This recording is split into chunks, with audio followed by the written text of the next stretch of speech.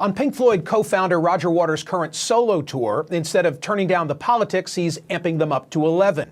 Last time out, he preached against Donald Trump and in favor of Palestine. This tour, twice delayed by COVID and ominously titled "This Is Not a Drill," includes references to police murdering black men, semi-automatic weapons and abortion, and giant video screens in the shape of a cross. Uoter's guitarist Jonathan Wilson has explained why Uoter's tour differs from those of fellow older classic rockers. Quote, "Even the Stones or members of the Beatles, it's more of a trip down memory lane than it is a current show. The activism, that's sort of the key to the whole thing." As a longtime fan of Uoter's music who doesn't always agree with his messaging, I wanted to ask him about his mix of performing and preaching. Things got a bit animated. So here's the quote, as I understand, that begins the show. If you're one of those, I love Pink Floyd, but I can't stand Roger's politics, people, you might do well to f*** off to the bar.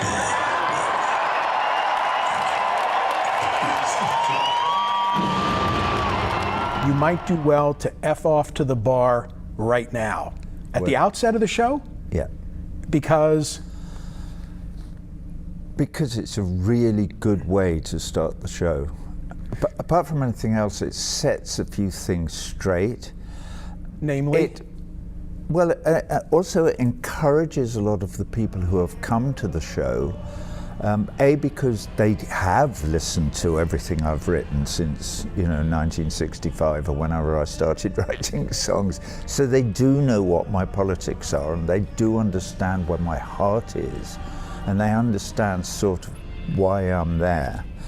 But maybe it also gives a message to people who don't want to be there, in which case them effing off to the bar is probably not a bad idea. Except that you never know, those people, if they sit in a community like my audience is on these shows of This Is Not a Drill on this tour, there is such a great feeling of communication in that room between me and the audience, and between us combined with all our brothers and sisters all over the rest of the world, irrespective of who they are, where they live, their ethnicity, their religion, their nationality, or anything else. Because if This Is Not a Drill has a message, it is that we have to communicate one with the other. To the guy who says, shut the F up, play the hits, do you want him, as long as he doesn't shout it out, do you want him in the arena? I don't not want him there, so long as he doesn't annoy the people who do understand what's going on in the arena. I'm happy for him to But I'm saying, do I have to buy in? Does a person in the crowd have to buy in to the message? I've always loved the music. Right. Some of the messages I can buy into, and some I can't. I've only got one message. Two strangers passing in the street, by chance two passing glances meet, and I am you, and what I see is me. That is my message. And that was on Medal, which was in 1970.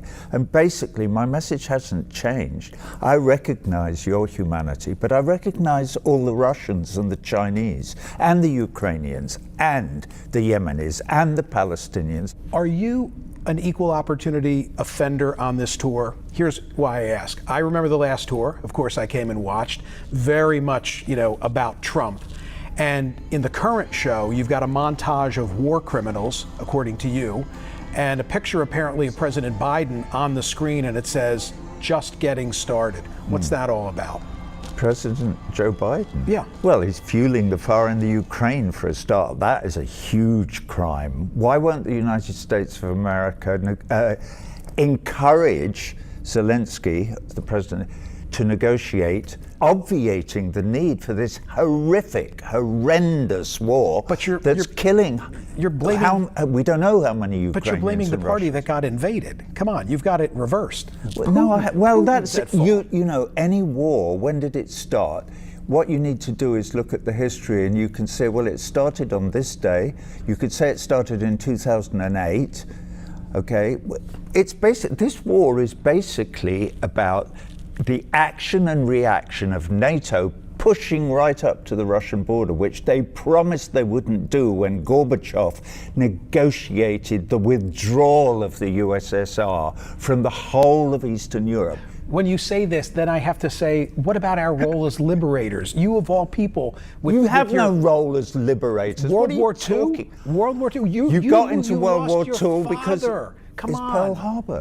Pearl Harbor. You were completely isolationist until that sad, that devastating, I would argue we were day always going to get in, and that pushed us in. But thank God the United States got in, right? You lost your father in World War II. Thank God the United States. But thank God the Russians had already won the bloody war almost by then. Don't forget, 23 million Russians died, protecting you and me from the Nazi menace. Hey, and you would think the Russians would have learned their lesson from war and wouldn't have invaded Ukraine. Well, you Fair? With all your reading, I would suggest to you, Michael, that you go away and read a bit more and then try and figure out what the United States would do if the Chinese were putting nuclear-armed missiles into Mexico and Canada. The Chinese are too busy encircling Taiwan as we speak, okay? They're not encircling Taiwan. Taiwan is part of China, and that's been absolutely accepted by the whole of the international community since 1948.